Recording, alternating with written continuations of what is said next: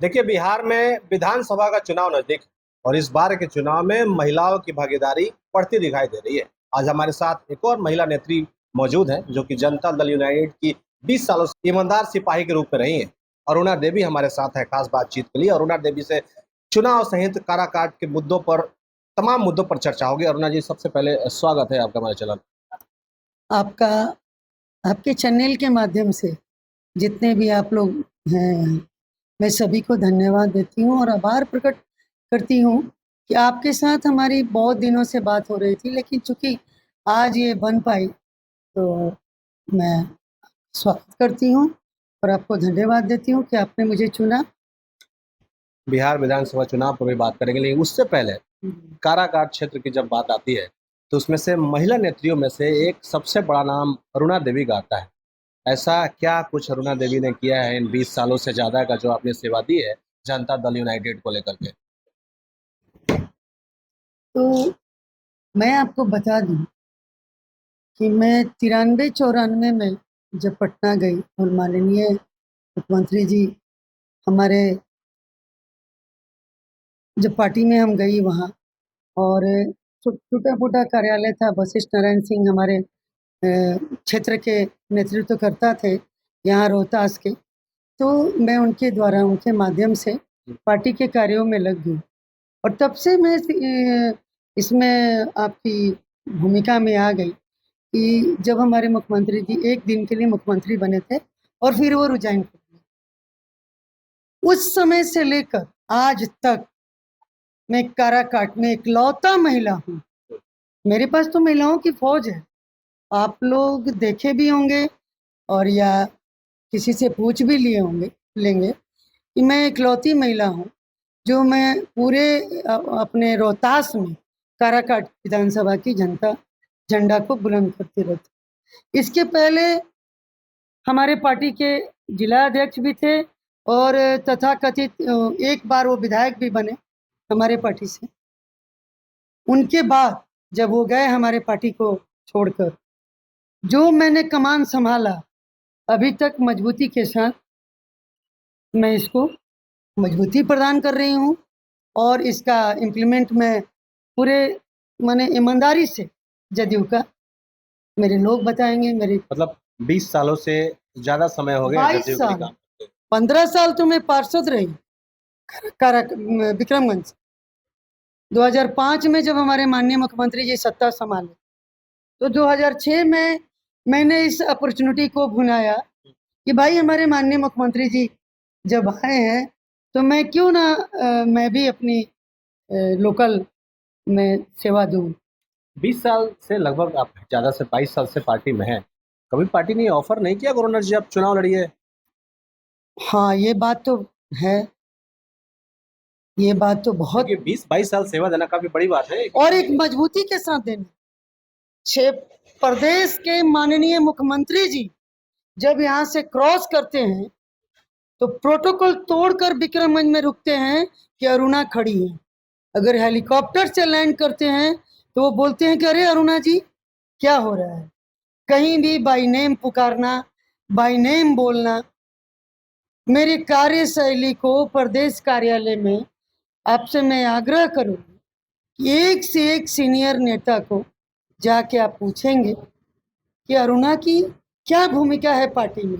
मुख्यमंत्री जी व्यक्तिगत रूप से आपको पहचानते हैं? बिल्कुल। विक्रमगंज चौक पर अगर कभी माननीय अपने प्रोटोकॉल तोड़कर रुके हैं और गाड़ी से उतर गए हैं, वो अरुणा के लिए, और अरुणा की पब्लिक वहाँ खड़ी थी। हमारी माननीय एसपी और जिलाधिकारी महोदय कहेंगे भी कि मैडम यहाँ प्रोटोकॉल में नहीं है रुकना, लेकिन माननीय मुख्यमंत्री का चेहरा मेरे चेहरे से मिलना और वो तुरंत ब्रेक लगाएंगे, अरे अरुणा खड़ी है रोको। चलिए, एक सवाल और ईमानदारी से जवाब दीजिएगा। बोलिए। किसी भी पार्टियों के नेता से हम ये सवाल करते हैं कि चुनाव लड़ने वाले हैं क्या, तो वो बहाना कर देते हैं, घुमा देते हैं बात को कि पार्टी का जो आदेश होगा हम करेंगे। आपके मन में क्या है? 20 सालों से आप सेवा दे रही हैं, महत्वाकांक्षा तो होगी ना कि चुनाव मैं भी लड़ूं, मुझे भी पार्टी टिकट दे, ऐसा कुछ है? बिल्कुल है, क्योंकि मैंने, कहा जाता है ना, माननीय कहते हैं ना कि मैंने आपको आपके लिए काम किया है तो आप मुझे मजदूरी दें।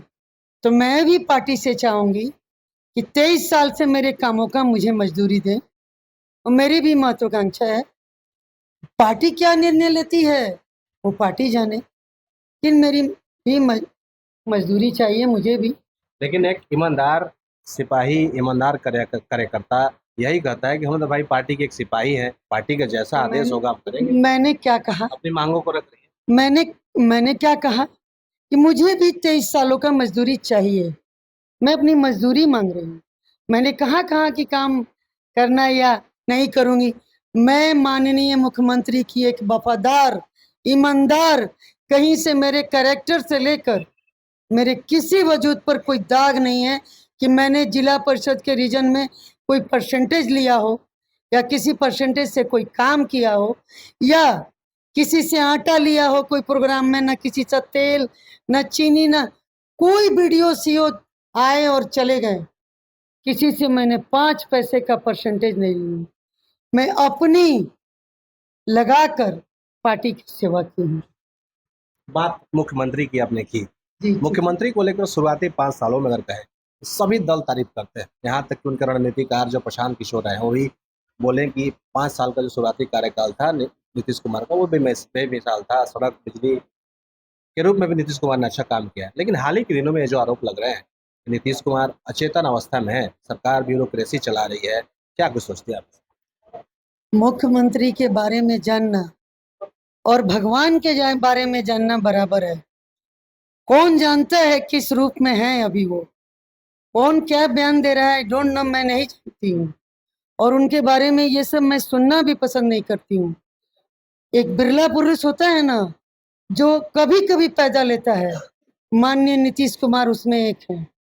मेरे जितने भी पूर्व के, जितने भी हमारे जो माननीय गांधी जी हों या सरदार वल्लभ भाई पटेल हों या तमाम हमारे पूर्व के जितने भी हमारे महारथी महापुरुष हुए, उनके पद चिन्हों चलने का काम, उसको क्षेत्र में जनता के उनके सपनों को साकार करने का काम, चाहे महिलाओं हो, चाहे बिजली हो, चाहे बच्चों हो, चाहे स्कूल हो, चाहे रोड हो, नली गली, इवन 7 योजना हो या आपके ये जीविका हो, माने इवन की बच्चियां जिसको कि और के रीजन में विपक्ष कहता है ना माई बहन योजना, आप शायद आपके क्वेश्चन में होगा। मैं उसी पर अभी आने वाला था। आपने कहा 7 निश्चय योजना, 7 निश्चय योजना तो कहते हैं कि प्रशांत किशोर मेरा दिन है। मैंने 2015 में मुख्यमंत्री की मदद की तो वो सत्ता में आए। माननीय मुख्यमंत्री का दिन है कि प्रशांत किशोर आज प्रशांत किशोर बन के घूम रहे हैं। ये प्रशांत किशोर भी जानते होंगे। उनके बारे में क्या और किसके बारे में क्या मैं कुछ कहना नहीं चाहती, लेकिन आपको भी मालूम होगा कि जिस समय माननीय प्रशांत किशोर जी मुख्यमंत्री हाउस में थे, वो अपने साथ मुख्यमंत्री जी उनको रखते थे। ये आप लोगों को भी मालूम होगा। तो आगे मैं उनके बारे में कुछ कहना नहीं चाहती हूँ। और 7 निश्चय, चाहे अब ये बताइए जीविका किसकी देन है, बच्चे बच्चियों का साइकिल किसकी देन है, पोशाक किसकी देन है? मुख्यमंत्री तो खुद मानते थे कि योजना प्रशांत किशोर जी बनाते, काफी करीबी रहे थे। ऐसा क्या उन्होंने कहा क्या? हाँ, एक चुनाव के दरमियान उन्होंने स्ट्रेटेजी तैयार करने का काम किया है, वो चुनाव के दरमियान, और वो उनकी बातें और उनकी बातें हैं। लेकिन मैं आपसे पूछना चाहती हूँ कि मुख्यमंत्री जी आए 5 में और पंचायती राज में 50% आरक्षण क्या प्रशांत किशोर जी का देन है? आज एक मिस्तरानी और एक राजरानी दोनों मुखिया और जनप्रतिनिधि के पद पर पहुंच रही हैं, ये किसका देन है? प्रशांत किशोर जी का कि माननीय का देन है? आप देख लीजिए, डाउन से लेकर ओपन तक इस पूरे बिहार को उन्होंने पहचान दिया। रोम रोम में नीतीश हैं, थे, रहेंगे। और आप पूछिए। जी, अच्छी बात है, जनता के लिए योजनाएं बनाना ये अच्छी बात है। लेकिन आप महिला हैं, चूंकि एक माई बहन सम्मान योजना माननीय तेजस्वी यादव के द्वारा लेकर के प्रचारित किया जा रहा है, समझिए कि मुख्य मुद्दा ही है इस बार चुनाव का। क्या कुछ सोचती हैं आप इसके बारे में? 2500 रुपए हर महीने महिलाओं के खाते में देने का वादा किया है। माननीय तेजस्वी जी एक माननीय मुख्यमंत्री जी के लड़के हैं। मैं उनके बारे में कोई टिप्पणी नहीं करना चाहती हूँ, क्योंकि हमारे माननीय मुख्यमंत्री जी कभी किसी दूसरे का शिकायत नहीं किए हैं। चाचा भतीजा का रिश्ता चलता है। वो तो था, रहेगा, उनका एक अपना है, लेकिन किसी के बारे में कुछ कहना मेरे मुंह से ठीक नहीं है। मैं आपके माध्यम के चैनल के माध्यम से ये पूछना चाहती हूँ, 2005 के पहले क्या थी महिलाओं की स्थिति? खुलेआम क्या होता था महिलाओं के साथ? मैं उस पर ओपन नहीं होना चाहती। दर्द महिलाओं को पूछिए जो बुजुर्ग हो चुकी हैं, जो आज के 20 साल पहले का राजनीति देखी होंगी और झेली होंगी, तो अपनी इज्जत तो बचाना दूर की बात, अपने बेटे और अपने पति के लिए 6 बजे शाम से ही फोन का भी माध्यम नहीं था, और वो बेचैन हो जाती थी कि वो सही सलामत घर आएंगे कि नहीं। लड़कियां जो थी वो सही से कपड़ा पहन के नहीं जा सकती थी कि कौन मन चला उनका दुपट्टा खींच लेगा और वो सुरक्षित जाती थी। इतनी लड़कियां साइकिल चला के स्कूल। चलिए, शायद इसीलिए नीतीश कुमार को सुशासन बाबू कहा गया था। लेकिन एक सवाल, जैसे अभी काराकाट विधानसभा क्षेत्र की बात करें, चर्चा ये भी है कि काराकाट के एक छोर में आपका ससुराल है और दूसरे छोर में मायके है। तो लगातार लोग ये आवाज उठा रहे हैं कि यहाँ के जो स्थानीय लोग हैं उसी को टिकट में मिले और काराकाट में जदयू को ही टिकट मिले। ऐसा क्या कुछ? जदयू में किसी और को टिकट मिलता है तो क्या आप सपोर्ट नहीं करेंगे? देखिए, हमने हमेशा यहाँ जो भी लड़ा, मैं उसका प्रतिनिधित्व की हूँ, मैं प्रभारी रही हूँ, चाहे लोकसभा हो या विधानसभा हो, मैं यहाँ प्रभारी रह के काम की हूँ, तो मैंने सबको सपोर्ट किया है। ये तो उन लोगों से पूछिए कि मैंने किया या नहीं, अपने काम में मैंने ईमानदारी दिया है। दूसरी बात, जदयू यहाँ शुरू से जनता दल यू का सीट रहा है, चाहे अजीत सिंह लड़े हों, मीना सिंह लड़े हों, रेश्वर राज लड़े हों, जय कुमार जी लड़े हों, तमाम लोग यहाँ से जीते हैं। जब से ये महागठबंधन में सीट हमारी इधर से उधर गई है, तब से ये सीट पेंडुलम बन गया है, और हमारे लोगों ने जो मांगा है उनकी मांग सही है। काराकाट विधानसभा सीट जो है इस पर जदयू खाते में आने चाहिए। आना तो चाहिए, और हमेशा ये रहा है। यहाँ से हमारी सीट गई है जदयू की, लोकल को कहाँ मिला अभी तक, ये बताइए। इनकी मांग है लोकल।